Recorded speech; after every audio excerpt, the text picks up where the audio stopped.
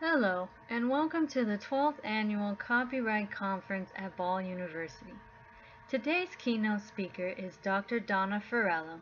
Dr. Ferrello is the director of the University Copyright Office at Purdue University and is also Associate Professor of Library Science.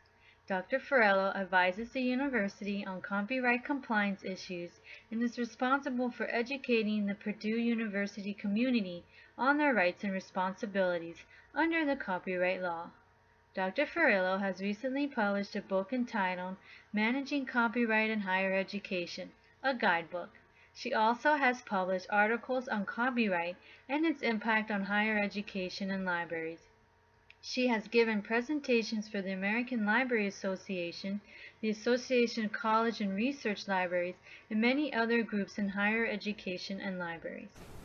This presentation will be about how in today's technological world it has become possible for students to produce and distribute media-rich content in both the online world and academic life. It has become very easy to use this content since the online world is filled with a plethora of information. It is easy for students to research a particular topic and use the material for their personal use. However, are students using the copyright correctly? We have all seen this symbol, but what does it actually mean?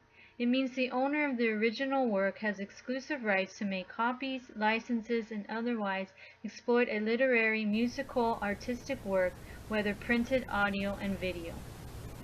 Many people see copyright law as a set of restrictions designed to prevent them from getting access to resources they need for teaching, research, and creative productive work. That's not at all true.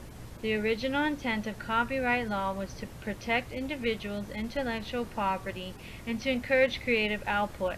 When an individual creates something, a book, film, piece of art, song, the creator should have the sole right to profit from that creation. Copyright law provides the protection that allows creators to profit from their work. According to Rodriguez, Greer, and Shipman, students need to be educated on copyright regulation in order to assure the online publication is being used properly for academic purposes.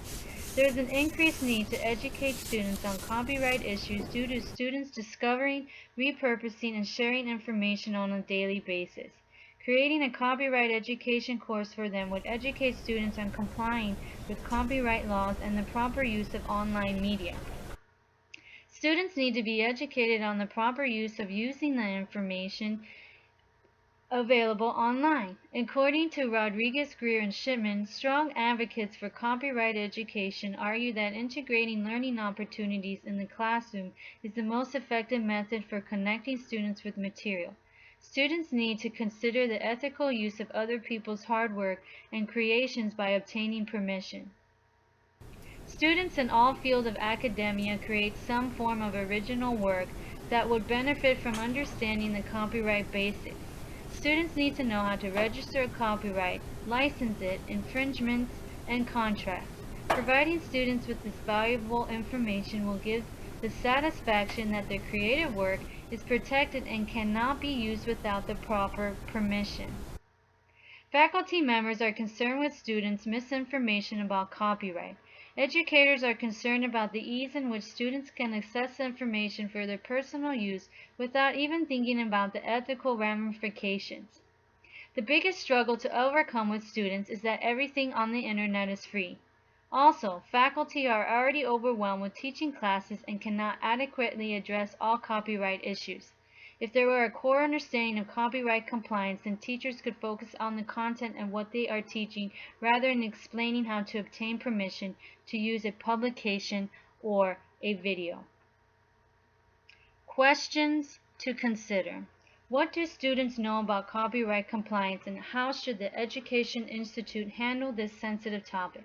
Would a copyright education course help students in distance education? And now, to answer these questions, I am pleased to introduce Dr. Donna Ferrello.